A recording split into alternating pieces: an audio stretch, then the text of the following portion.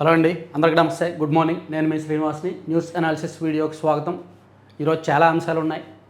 Iran supreme leader Khamenei హతమవ్వడం, అలాగే నిన్న T20 ప్రపంచ కప్లో నిన్న జరిగిన వెస్టిండీస్తో జరిగిన మ్యాచ్లో శాంసన్ అద్భుత ఇన్నింగ్స్తో మన టీమిండియా సెమీస్కి వెళ్ళడం, అలాగే తెలుగు భాష ప్రపంచ మహాసభలు నిన్నటితో ముగిసాయి అనుకుంటా, 3వ రోజు. అండ్ వేట్లపాలెం ఘటనలో మృతుల సంఖ్య పెరుగుతుండడం, అండ్ అమరావతికి జస్టిస్ సూర్యకాంత్ గారు CJI జస్టిస్ సూర్యకాంత్ గారు వచ్చి జ్యుడిషియల్ కాంప్లెక్స్ అండ్ ఇతర భవనాల నిర్మాణానికి శంకుస్థాపన చేయడం, ఇలా అనేక అంశాలు ఉన్నాయి. వాటితో పాటు చాలా రాజకీయ జాతీయపరమైన అంశాలన్నీ ఉన్నాయి. ప్రధానమంత్రి నరేంద్ర మోదీ గారు తమిళనాడులో అసలు ఇండియాలోనే అత్యంత అవినీతిమయ ప్రభుత్వం స్టాలిన్ ప్రభుత్వం అనేటట్టు వ్యాఖ్యానించారు. సో ఇవన్నీ కూడా అనలైజ్ చేద్దాం. చివరి వరకు చూడండి అండ్ లైక్ చేయండి, షేర్ చేయండి. మీ మిత్రులందరికీ మన ఛానల్ గురించి చెప్పి లైక్ చేయమని, సబ్స్క్రైబ్ చేసుకోమని చెప్పండి. మ్యాక్సిమం కొత్త వాళ్ళ చేత సబ్స్క్రైబ్ చేయిస్తారని ఆశిస్తున్నాను. అంటే రొటీన్ అయిపోయింది, ఇంకా రోజు ఏం సబ్స్క్రైబ్ చేయిస్తాంలే అని అనుకుంటున్నారేమో మీరు కూడా. సో అందరూ తలో చేయి వేస్తేనే అవుద్ది. సో మెయిన్ అమెరికా ఇజ్రాయెల్ దాడుల్లో ఖమేనీ మృతి, యుద్ధం తొలి రోజే ఇరాన్ సుప్రీం నేత మరణం, 40 మంది అత్యున్నత సైనికాధికారులు కూడా. ఇజ్రాయెల్ గల్ఫ్ దేశాల్లో ఇరాన్ భీకర ప్రతీకార దాడులు, విమానాశ్రయాలు, బుర్జ్ ఖలీఫా సహా పలు భవనాలకు నష్టం, నిలిచిపోయిన విమానాలు, చిక్కుకుపోయిన వేల మంది, ఇరాన్ దాడి చేసిన నౌకలో భారతీయులు, అమెరికా యుద్ధ నౌకలపై క్షిపణులు పేల్చామన్న IRGC, ప్రపంచవ్యాప్తంగా పలుచోట్ల నిరసనలు, కరాచీలో 10 మంది మృతి. అమెరికా ఇజ్రాయెల్ అనుకున్నంత పని చేశాయి. 2 దేశాలు సంయుక్తంగా జరిపిన దాడుల్లో Iran supreme leader Ayatollah Ali Khamenei మరణించారు. యుద్ధం ప్రారంభమైన తొలి రోజే ఇరాన్ రాజధాని టెహ్రాన్లోని ఆయన కార్యాలయంపై దాడులు చేయడంతో ఖమేనీతో పాటు 40 మంది అత్యున్నత సైనికాధికారులు కూడా మృతి చెందారు. ఖమేనీ మృతిని ఆదివారం ఉదయం ఇరాన్ ప్రభుత్వం వార్తా సంస్థ ఇర్నా అధికారికంగా ప్రకటించింది. ఆ వార్త దావానంలో వ్యాపించడంతో భారత్ సహా ప్రపంచవ్యాప్తంగా షియా ముస్లింలు పెద్ద ఎత్తున నిరసన ప్రదర్శనలు నిర్వహించారు. నిరసనల సందర్భంగా పాకిస్తాన్ కరాచీలోని 10 మంది మృతి చెందారు. మరోవైపు ఇరాన్ తీవ్రంగా ప్రతీకార దాడులు చేసింది. ఖమేనీ మృతి అఫీషియల్గా ప్రకటించిన తర్వాత ఇరాన్ తమ ప్రతీకార దాడుల ఉధృతిని పెంచి గల్ఫ్ దేశాల్లో, ముఖ్యంగా అమెరికా సైనిక స్థావరాలు ఎక్కడెక్కడైతే ఉన్నాయో అన్ని చోట్ల కూడా ప్రతీకార దాడులు విపరీతంగా చేసింది. అందులో దుబాయ్ ఎయిర్పోర్ట్ మీద అయితే క్షిపణుల వర్షం కురిపించింది. ఎయిర్పోర్ట్లో వేలాది మంది ప్రయాణికులు ఉన్నారు, అయినా సరే చూడకుండా క్షిపణుల వర్షం కురిపిస్తూనే ఉంది. నిన్న విడతల వారీగా 1-2 రోజుల్లో కొత్త లీడర్ అంట. కొత్త సుప్రీం లీడర్ను ఎన్నుకునే ప్రక్రియను కౌన్సిల్ ప్రారంభించిందని ఇరాన్ అధ్యక్షుడు పెజెష్కియాన్ వెల్లడించారు. 1-2 రోజుల్లో కొత్త సుప్రీం లీడర్ను ఎన్నుకుంటామని విదేశాంగ శాఖ మంత్రి అబ్బాస్ అగార్చి తెలిపారు. అమెరికా ఇజ్రాయెల్ గీత దాటాయని, మూల్యం చెల్లించుకుంటాయని వాళ్ళు హెచ్చరించారన్నమాట. అలాగే చమురు రవాణాకు ఆటంకం, హర్ముజ్ జలసంధి ద్వారా 20% చమురు రవాణా అవుతుంది. ఆ ప్రాంతంలో దాడులు జరుగుతుండటంతో రవాణాకు అంతరాయం కలుగుతుంది. ఆల్మోస్ట్ హర్ముజ్ జలసంధిని మూసేస్తాము అని చెప్పి కూడా ఇరాన్ ప్రకటించినట్టుంది కదా. అలాగే ఇరాన్ కొత్త నాయకత్వంతో చర్చలకు సిద్ధమని డొనాల్డ్ ట్రంప్ ప్రకటించారు. ఇరాన్ కొత్త నాయకత్వం తనతో చర్చలను కోరుకుంటోందని, దానికి తాను సిద్ధంగా ఉన్నానని అమెరికా అధ్యక్షుడు డొనాల్డ్ ట్రంప్ తెలిపారు. వారు చర్చలను కోరుకుంటున్నారు, నేను అంగీకరించా, వారితో మాట్లాడతా, ఈ పనిని వారు త్వరగా చేయాలి అని ట్రంప్ పేర్కొన్నారన్నమాట. ఉప్పందించింది అమెరికా, దాడి చేసింది ఇజ్రాయెల్. నెలలుగా ఖమేనీ కదలికలపై కన్నేసిన అగ్రరాజ్యం. మెయిన్ టార్గెట్ ఖమేనీ హతం చేయడం. సో అది సాధించారు. అది సాధించిన తర్వాత ఇజ్రాయెల్ అండ్ అమెరికా కాస్త సైలెంట్ అయితే మరీ భీకర యుద్ధం వైపు వెళ్లకుండా ఉంటుందన్నమాట. సో ఈ అంశం ఆల్మోస్ట్ అన్ని పత్రికల్లో కూడా ఖమేనీకి సంబంధించి వేశారు. ఇది ఒకటి. క్షిపణి దాడిలో ఖమేనీ మృతి, ఇరాన్ కకావికలం, రక్షణ IRGC ఎయిర్ ఫోర్స్ ఇంటెలిజెన్స్ కార్యాలయాల ధ్వంసం, 9 ఇరాన్ యుద్ధ నౌకలు, నేవీ హెడ్ క్వార్టర్స్పై దాడి, టెహ్రాన్ సహా ఇరాన్ నగరాలపై ఇజ్రాయెల్ బాంబులు, రక్షణ మంత్రి రెవెన్యూషనరీ గార్డ్స్ చీఫ్ మృతి, 100ల సంఖ్యలో సైనికులు, భద్రతా సిబ్బంది కూడా. పాఠశాలల క్షిపణి దాడిలో 165కు చేరిన మృతులు. ఇజ్రాయెల్ గల్ఫ్ దేశాల్లోని 27 అమెరికా స్థావరాలపై క్షిపణులు, డ్రోన్లతో విరుచుకుపడిన ఇరాన్. ఇజ్రాయెల్లో 9 మంది, గల్ఫ్ దేశాల్లో 6 మృతి, 3 అమెరికా సైనికులు, 5 విషమం. టెహ్రాన్ ఇతర నగరాల్లో ఖమేనీకి వేలాది మంది నివాళి. 40 రోజుల సంతాప దినాలుగా ప్రకటించిన ఇరాన్ ఇంకా వేలాది లక్ష్యాలపై దాడులు చేస్తాం. నెతన్యాహు. హార్ముజ్ జలసంధిలో 3 చమురు నౌకలపై క్షిపణులు, 1 నౌకలో 15 మంది భారతీయులు క్షేమం. బిక్కుబిక్కుమంటున్న తెలుగు వాళ్ళు చాలామంది మన ఆ కంట్రీస్లో ఉన్నారండి. మధ్యప్రాచ్యంలో చాలామంది ఉన్నారు. కువైట్లోను, ఖతర్లోను, దుబాయ్లోను ఉన్నారు. కువైట్, ఖతర్లో నెల్లూరు వాసుల ఆందోళన, దుబాయ్లో అనంతవాసులు వచ్చే దారి లేక విమానాశ్రయంలోనే.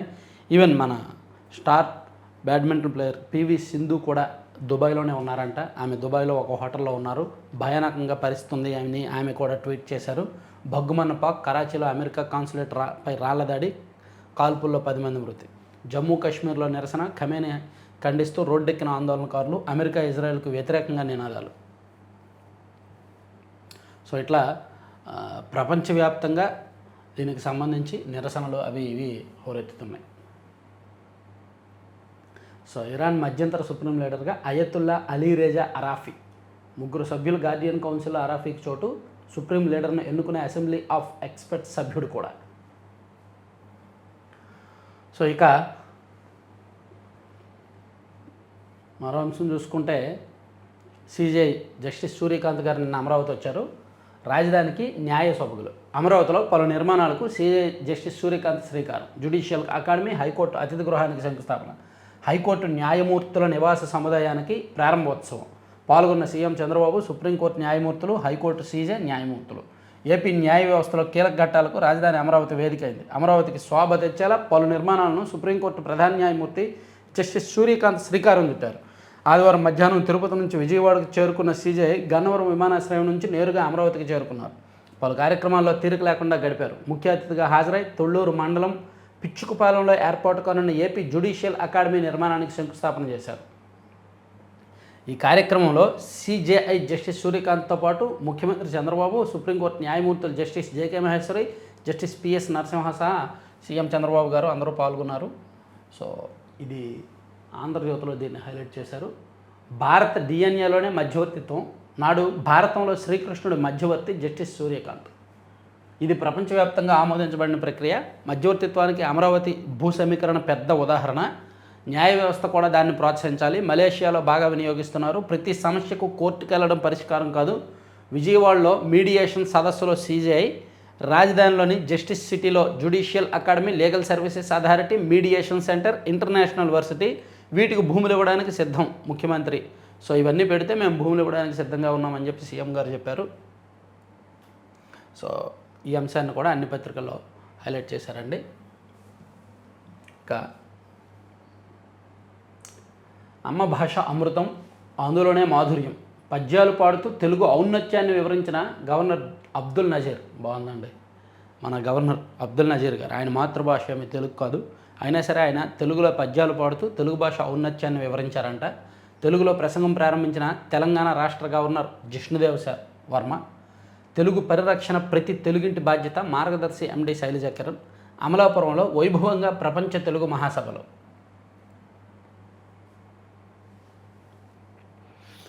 ఇక్కడ ఈ మధ్య ఒక కేరళవాసి తెలుగులో కథల పుస్తకం రాశారు, హరీష్. ఆ కథల పుస్తకం బాగా ప్రాచుర్యం కూడా పొందింది. పులస, ఆ కథల పుస్తకం పేరు పులస. అటువంటి వ్యక్తులను తీసుకొచ్చి సత్కరించాలి. గవర్నర్లని, పెద్ద పెద్ద వ్యక్తుల్ని, సమాజంలో పేరు ప్రఖ్యాతులు ఉన్న వ్యక్తుల్ని అందరూ సత్కరిస్తారు. కానీ ఎక్కడో మలయాళీ అయ్యి ఉండి కేరళ నుంచి వచ్చి ఏదో వాళ్ళ ఫాదర్ ఒక 5 ఏళ్ళు విశాఖపట్నంలో పనిచేస్తే ఆయనకు తెలుగు భాష నచ్చి తెలుగు భాష నేర్చుకుని తెలుగులో కథలు రాశారంటే ఆ కథలు పుస్తకాన్ని ప్రచురించే వరకు వెళ్ళాయంటే మామూలు విషయం కాదు. అటువంటి వాళ్ళని గుర్తించి సత్కరించాలి. అది తెలుగు భాషకు ప్రాధాన్యం ఇవ్వడం, గౌరవం ఇవ్వడం. ఏముంది, సమాజంలో పెద్ద పెద్ద వాళ్ళని, ఉన్నత పదవుల్లో ఉన్న వాళ్ళని పిలిచి సత్కరించడం పెద్ద విషయమేమీ కాదు. సరే, ఇది విమర్శిస్తున్నానని కాదు, కానీ నా సూచన అంతే. దాన్ని ఎలా తీసుకుంటే అలా. నిన్న T20 మ్యాచ్ మేబీ క్రికెట్ ప్రేమికులు అందరూ చూసే ఉంటారు. అద్భుతంగా జరిగింది. నిజానికి వెస్టిండీస్ వాళ్ళు 160 లోపు 170 లోపు కొడితే మనోళ్ళు ఈజీగా చేస్తారులే అనుకున్నామంతా. కానీ వాళ్ళు విధ్వంసకర బ్యాట్స్మెన్, ప్రపంచంలోనే పవర్ హిట్టర్స్ అనమాట వెస్టిండీస్ క్రికెటర్స్. సో వాళ్ళు 195 టార్గెట్, 195 కొట్టడంతో ఇంకా కష్టమేలే టార్గెట్ చేయడం అని ఒక రకంగా 50% నీళ్ళు వదిలేసుకున్నారు, ఆశలు వదిలేసుకున్నారు. కానీ ఎక్కడో ఇండియా బ్యాటింగ్ లైన్ బాగుంది కదా, అందరూ స్టార్ హిట్టర్లు, మనోళ్ళు కూడా మంచి హిట్టర్లే, T20 ఎక్స్పీరియన్స్ ఉన్న వాళ్ళు ఉన్నారు కదా, సో కొడతారు, చేస్తారేమో అనే ఆశ ఉంది. కానీ అభిషేక్ శర్మ 10 రన్స్కి అవుట్ అయిపోవడం, ఆ తర్వాత వచ్చిన ఇషాన్ కిషన్ బాగా ఆడుతున్నాడు, మంచి స్ట్రోక్లో ఉంది అనుకున్న దశలో 10 రన్స్కి అవుట్ అయిపోవడంతో ఇంకా హిట్టర్లు ఇద్దరు అవుట్ అయిపోయారు. శాంసన్ మీద పెద్దగా అంచనాలు లేవు. అండ్ సూర్యకుమార్ యాదవ్ కూడా నమ్మలేములే వీళ్ళందరినీ. కానీ ఏదో 170 160 అయితే కొట్టేవాళ్ళు, 195 అంటే మామూలు విషయం కాదని చెప్పి చాలామంది ఆశలు వదిలేసుకున్నారు. ఈవెన్ వాళ్ళిద్దరూ అవుట్ అయ్యాక విన్ ప్రిడిక్టర్ కూడా మోర్ దాన్ 80% వెస్టిండీస్ వైపే ఉంది. సో అప్పుడు సంజు శాంసన్ అండి, నిజంగా తనలో ఇంత టాలెంట్ ఉందా అనిపించింది. నిజానికి సంజు శాంసన్ ఏమీ కొత్త ప్లేయర్ కాదు. దాదాపుగా 10 ఏళ్ల నుంచి క్రికెట్ ఆడుతూనే ఉన్నాడు, ఇంటర్నేషనల్ క్రికెట్ ఆడుతూనే ఉన్నాడు, ఐపీఎల్లో మెరుపులు మెరిపిస్తూనే ఉన్నాడు. కాకపోతే అతనికి టీమిండియాలో అవకాశం రాలా. మన ఇండియన్ టీం గొప్పతనం ఏంటంటే రిజర్వ్ బెంచ్ చాలా గొప్పది. అంటే గ్రౌండ్లో ఉన్న 11 మందే ప్రతిభావంతులని కాదు, వారి తర్వాత మరో 11 మంది అత్యంత ప్రతిభావంతులు రిజర్వ్ బెంచ్లో ఉంటారు. సో ఎప్పుడు ఎవరినైనా తీసుకురావచ్చు అనమాట. అలా అత్యంత ప్రతిభావంతులకు కొదవలేదని నిన్న సంజు శాంసన్ ఇన్నింగ్స్ ద్వారా కూడా మరోసారి నిరూపితమైంది. అలా మొత్తానికి నిన్న గెలిచి సెమీస్లోకి వెళ్ళాం. మార్చి 5వ తేదీ అంటే ఎల్లుండి ఇంగ్లాండ్తో సెమీఫైనల్ ఉంది. ఇంగ్లాండ్ వాళ్ళు కూడా భీకరమైన ఫామ్లో ఉన్నారు. చూద్దాం. ఇక మోగబోయిన మినీ ఇరాన్ ఖమేనీ మృతికి సంతాపంగా కర్ణాటకలోని అలీపూర్లో సంతాప ప్రార్థనలు. అక్కడ క్షిపణుల మోత, ఇక్కడ గుండెల దడ. 53 అంతర్జాతీయ విమాన సర్వీసులు రద్దు హైదరాబాద్లో. ప్రవాసాంధ్రులు ఎవరు ఆందోళన చెందొద్దు. మంత్రి కొండపల్లి శ్రీనివాస్. ఒక్కొక్కరిది ఒక్కొక్క కన్నీటి గాథ. బాణాసంచా ప్రమాదంలో బుగ్గైన బతుకులు. 22 మంది మరణించారండి. ఇదిగో మరో 2 మరణించారు. 22కు చేరిన మృతుల సంఖ్య. 2 క్షతగాత్రుల పరిస్థితి విషయం.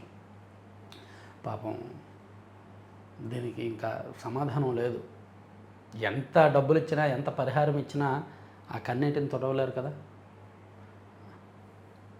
పేరు కోసం ఆరాటం, ప్రాణాలతో చెలగొట్టం. బాణాసంచా పోటీల్లో గెలిస్తే ఆర్డర్లు ఎక్కువ వస్తాయని ఆశ. టపాసుల్లో పేలుడి తీవ్రత పెంచేలా రసాయనాల దట్టింపు. ఈ క్రమంలోనే వేట్లపాలెంలో భారీ విస్ఫోటం. బాణాసంచా పోటీల్లో నెగ్గితే పేరుతో పాటు తయారీకి ఆర్డర్లు ఎక్కువగా వచ్చి డబ్బులు బాగా సంపాదించుకోవచ్చన్న ఆ వ్యాపారి ఆశ 21 మంది అమాయకులు ప్రాణాలను బలికొంది.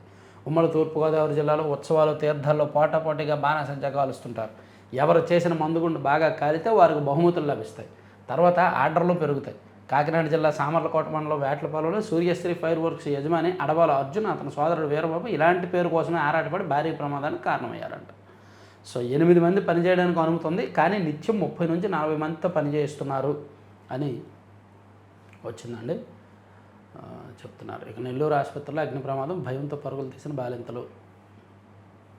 బాణాసంచి తయారీ కేంద్రాలు. కాకినాడ జిల్లా సామర్లకోటలో ప్రమాదం నేపథ్యంలో ఆ చుట్టుపక్కల చాలా బాణాసంచా తయారీ కేంద్రాలు ఉన్నాయి. కాకినాడ, పెద్దాపురం రెవెన్యూ డివిజన్ల పరిధిలో వాటన్నింటినీ కూడా మూసేయాలన్నారంట.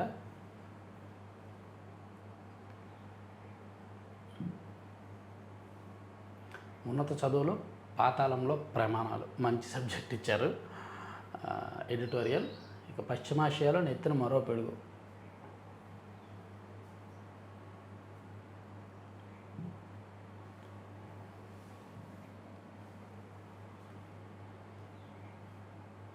మధ్యవర్తిత్వం ఇదంతా చెప్పుకున్నదే కదా. అమరావతిలో నేషనల్ జ్యుడిషియల్ అకాడమీ ఏర్పాటు చేయండి, రాజధాని నగరాన్ని జ్యుడిషియల్ హబ్గా మారుస్తాం, అందుకు సహకరించాలని సీజేఐకి సీఎం చంద్రబాబు వినతి. మధ్యవర్తిత్వంతో కేసులు పరిష్కరిస్తే 10,000 ఇస్తామని వెల్లడి. సో మంచి విషయం.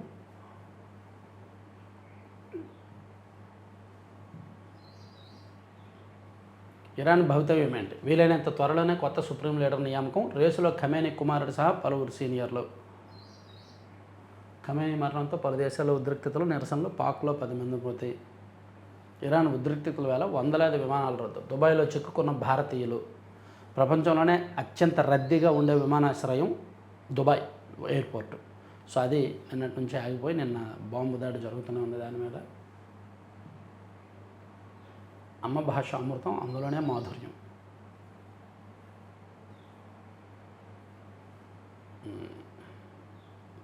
సరే, ఈ ప్రపంచ తెలుగు మహాసభలు ప్రతి సంవత్సరం జరగడం సహజమే, కానీ వీళ్ళు ఏం చేయాలంటే ప్రభుత్వ జీవోలు, మన తెలుగు రాష్ట్రమే కదా, అంటే నా సూచన ప్రభుత్వ జీవోలు తెలుగులోనే వచ్చేలా ఒత్తిడి తీసుకురావాలి ప్రభుత్వం మీద. ఫస్ట్ వీళ్ళు చేయాల్సింది అది. వీళ్ళు ఆమోదించాల్సిన తీర్మానాలు, ప్రభుత్వంతో జరపాల్సిన సంప్రదింపులు అవి.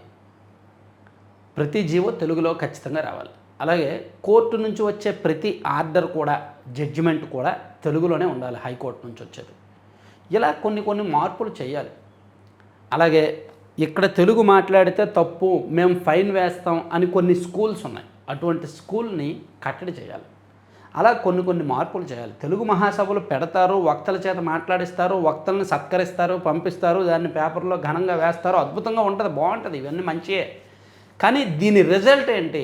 దీని తరపున ఒక ప్రతినిధుల కమిటీని నియమించి ఆ కమిటీ నిత్యం ఆ తెలుగు కోసం, తెలుగు ప్రాచుర్యం కోసం, తెలుగు మరింత ఇలా ఏది ప్రభుత్వంతో జీవోలు వచ్చేలాగా అండ్ జడ్జిమెంట్లు వచ్చేలాగా చేయాలన్నమాట. సో ఆ రిజల్ట్, అప్పుడే ఆ రిజల్ట్ కనిపిస్తుంది. తెలుగును కాపాడుకోలేకపోతే భవిష్యత్తు క్షమించదు. ప్రతిసారి మీటింగులు జరుగుతున్న ప్రతిసారి ఇటువంటి స్పీచ్లు అలవాటు తప్ప ఇంకేం ఉండట్లా. ఇక కోర్టులు ప్రథమ చికిత్స అందించాలి, న్యాయం కోసం వచ్చే బాధితులకు భరోసా కల్పించాలి, ప్రతి వ్యక్తికి న్యాయం పొందిన ఆనందం కలగాలి. ఈ బాధ్యత న్యాయమూర్తులదే. సిజే జస్టిస్ సూర్యకాంత్ తిరుపతిలో 16 కోర్టుల భవన సముదాయానికి భూమి పూజ చేశారంటండి. తిరుపతిలో 16 కోర్టుల భవన సముదాయం. ఇక పేలుడు ఘటనకు బాధ్యులు అందరిపైన చర్యలు. బాణాసంచా వ్యాపారంలో వైకాపా నేతల లింకులపైన విచారణ. బాధిత కుటుంబాల ఇళ్లకు వెళ్లి చెక్కులు అందజేసిన మంత్రులు. కాకినాడ జిల్లా వేట్లపాలెం బాణాసంచా తయారీ కేంద్రంలో పేలుడుకు కారణమైన బాధ్యులు అందరిపైన చర్యలు తీసుకోవడంతో పాటు ఇలాంటి ఘటనలు పునరావృతం కాకుండా నిశితమైన పర్యవేక్షణ వ్యవస్థను అమలు చేస్తామని మంత్రులు అనిత, నారాయణ, సుభాష్ అన్నారు.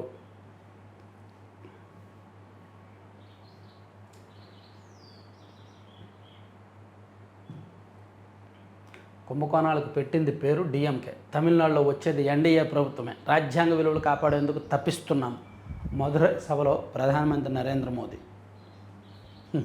తమిళనాడులో ఎన్నికలు సమీపిస్తున్న వేళ అధికార డిఎంకేపై ప్రధానమంత్రి నరేంద్ర మోదీ తీవ్రస్థాయిలో విరుచుకుపడ్డారు. డిఎంకే ప్రభుత్వం కుంభకోణాలకు పెట్టింది పేరని, అందులోని మంత్రులు అవినీతిలో పోటీ పడుతున్నారని ధ్వజమెత్తారు. తిరిగి అధికారంలోకి వస్తామని చెబుతున్న డిఎంకేకు అది పీడకలుగానే మిగిలిపోతుందని, వచ్చే ఎన్నికల్లో ఎన్డీఏ విజయం సాధించి ప్రభుత్వాన్ని ఏర్పాటు చేస్తుందని ధీమా వ్యక్తం చేశారు. ఇక వారి భాగోతం బయట పెడుతున్నానని నాపై డీప్ ఫేక్ వీడియోలు కుట్ర, తప్పుడు ప్రచారం చేస్తే తీవ్రంగా స్పందిస్తా, ఏకసభ్య కమిషన్ నుంచి దృష్టి మరల్చేందుకు కుయుక్తులు. కరుణాకర్ రెడ్డి వైవి అక్రమాల చట్టం నా దగ్గర ఉంది, మరి బయట పెట్టండి. నా దగ్గర ఉందని చెప్పడం ఏంటి? బయట పెట్టండి. ఒక చైర్మన్ హోదాలో మాజీ చైర్మన్ల అక్రమాల చట్టం ఉన్నప్పుడు ఇమీడియట్గా బయట పెట్టాలి, అలా లేట్ చేయకూడదు. ఇక విశాఖలో Indian super gaming league finals. ముంబైలో కర్టన్ రైజర్ కార్యక్రమంలో పాల్గొన్న మండిపల్లి రాంప్రసాద్ రెడ్డి. అంగన్వాడీల వేతనాల పెంపు అమలు దిశగా ప్రభుత్వం కృషి. మంత్రి గుమ్మిడి సంజయ్ రాణి. నక్సల్స్ ప్రభావిత ప్రాంతాల్లో చిరునవ్వులు పూయించడమే లక్ష్యం. Etapaka CRPF 212 battalion second in commander Dinesh Kumar practice పెట్టింటారు.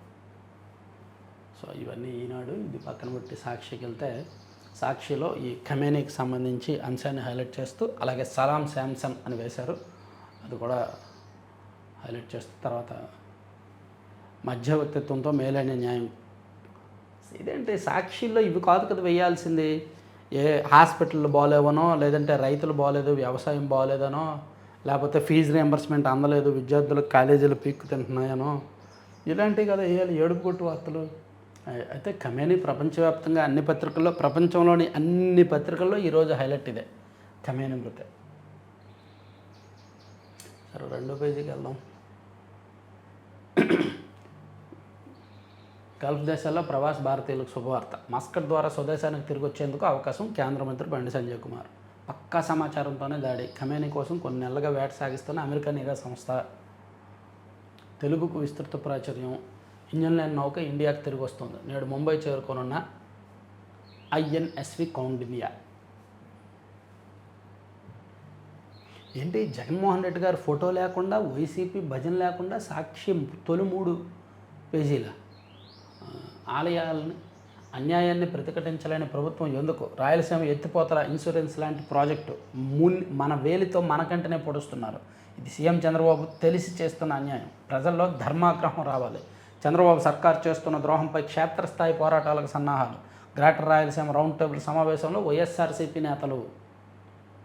సో సజ్జల రామకృష్ణారెడ్డి గారితో సహా పార్టీ ముఖ్య నేతలు అందరూ కూడా పాల్గొని నిన్న రౌండ్ టేబుల్ సమావేశం పెట్టారంట రాయలసీమ ఎత్తిపోతల గురించి. అత్యంత విషమంగా క్షతగాత్రుల ఆరోగ్యం, బాణాసంచా విస్ఫోటనంలో దయనీయ పరిస్థితి.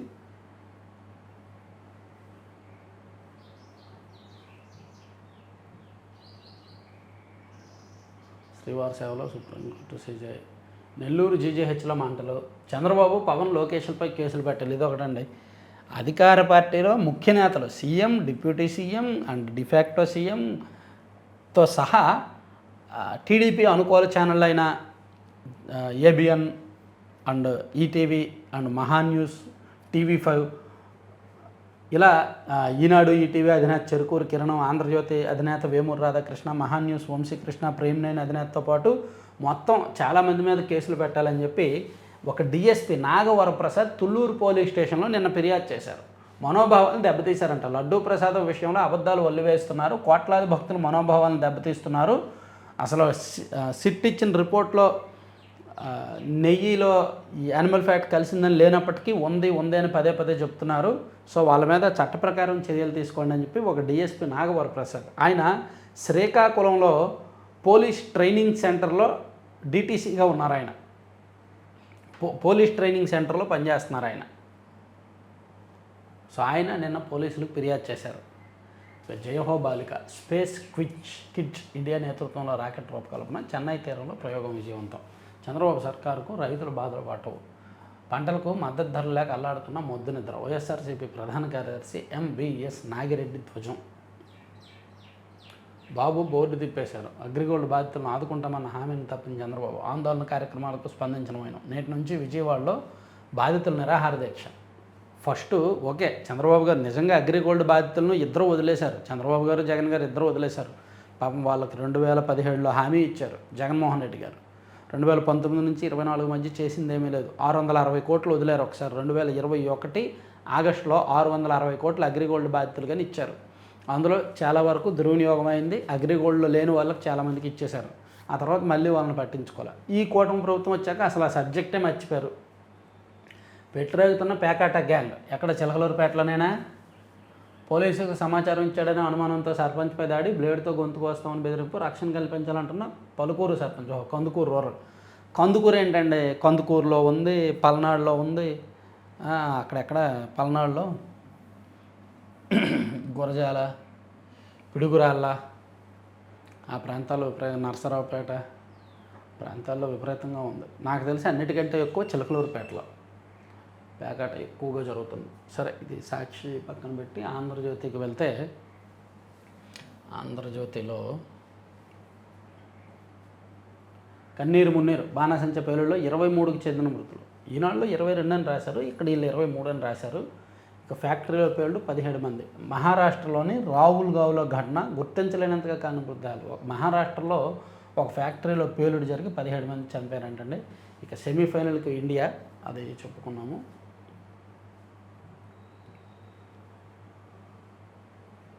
అమరావతిలో బిజీగా సీజే పర్యటన. ఓకే,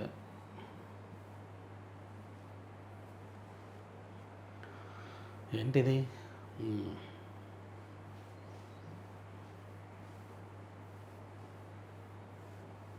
సీఎంను కలిసిన కొత్త సీఎస్ సాయిప్రసాద్. ఈ వేసం మరింత హాట్. మార్చి నుంచి మే వరకు ఎండల మంటలు. ఈసారి వేసంలో ఎండల మంట రేపనున్నాయి. దేశంలోని చాలా ప్రాంతాలతో పాటు రాష్ట్రంలో ప్రస్తుత వేసవిలో సాధారణం కంటే ఎక్కువ ఉష్ణోగ్రతలు నమోదవుతాయంటండి. జాగ్రత్తగా ఉండాలి. ఇక హైకోర్టు చెబితే మాకేంటి, సీసీఎల్ఏ ఆదేశాలను పాటించాలా? కాకినాడ రెవెన్యూ అధికారుల తీవ్ర నిర్లక్ష్యం. ప్రైవేటు భూముల్లో ప్రహరీ గోడ గేటుకు వేసిన సీల్ తీసేయాలన్న హైకోర్టు. సీసీఎల్ఏ ఆదేశాలు కూడా బేఖాతరు.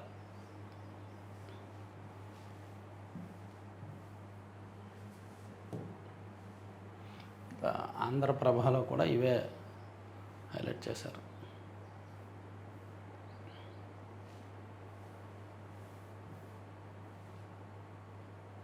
ఆంధ్రప్రభ మొత్తం అన్ని పత్రికల్లో కూడా ఇవే ప్రధాన అంశాలండి. మధ్యవర్తిత్వం, అడుగడుగున నిబంధనలు, మొత్తం 4 వార్తలతో ఈ పేజీ మొత్తం పరిచేశారా ఆంధ్రప్రభ. ఓకే, సో ఈనాడులో ఒకసారి నేషనల్ అంశాలు చూద్దాము.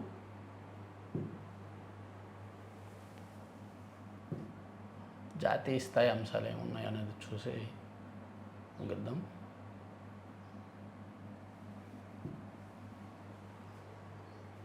చర్చలతో వివాదాలు పరిష్కరించుకోవాలి, పశ్చిమాసియాలో ఉద్రిక్తతలపై ప్రపంచ నేతల పిలుపు.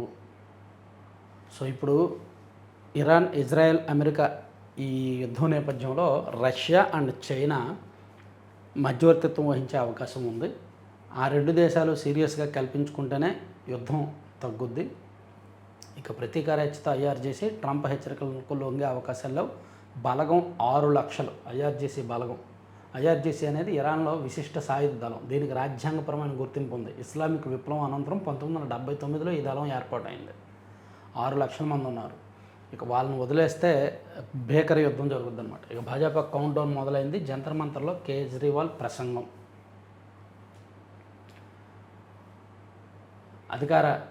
అధికార భాజపా గద్దె దిగేందుకు కౌంట్ డౌన్ మొదలైందంటూ ప్రధానమంత్రి నరేంద్ర మోదీ, కేంద్ర హోంమంత్రి అమిత్ షాలపై ఆప్ కన్వీనర్, ఢిల్లీ మాజీ ముఖ్యమంత్రి అరవింద్ కేజ్రీవాల్ తీవ్ర స్థాయిలో మండిపడ్డారు. ఢిల్లీలోని జంతర్ మంతర్లో పార్టీ కార్యకర్తలను ఉద్దేశించి ఆయన ఆదివారం ప్రసంగించారు. ఇక 75వ వసంతంలో నితీష్ ప్రధానమంత్రి శుభాకాంక్షలు. రాజ్యసభ ఎన్నికల్లో ఆర్జేడీ పోటీపై ఊహాగానాలు. పార్టీ ముఖ్య నేతలతో లాలూ భేటీ. బీహార్లో జరగనున్న రాజ్యసభ ఎన్నికల్లో ఆర్జేడీ నేత తేజస్వి యాదవ్ పోటీ చేయనున్నట్టు ఊహాగానాలు వినిపిస్తున్న నేపథ్యంలో అధినేత లాలూ ప్రసాద్ పార్టీ ముఖ్య నేతలతో పట్నాలో ఆదివారం సమావేశం నిర్వహించారు. ఇక బెంగాల్ సర్లో తొలగించిన ఓట్లలో 50 లక్షలకు పైగా చొరబాటుదారులవే. భాజపా జాతీయ అధ్యక్షుడు నబీన్ ఆరోపణ. సో ఇవండి మొత్తం మీద న్యూస్లో 4 పత్రికలో వచ్చిన కీలకమైన అంశాలు. అయితే చివరి వరకు చూసిన ప్రతి ఒక్కరికి ధన్యవాదాలు. ప్రతి ఒక్కరు లైక్ చేయండి అండ్ షేర్ చేయండి. Thank you very much.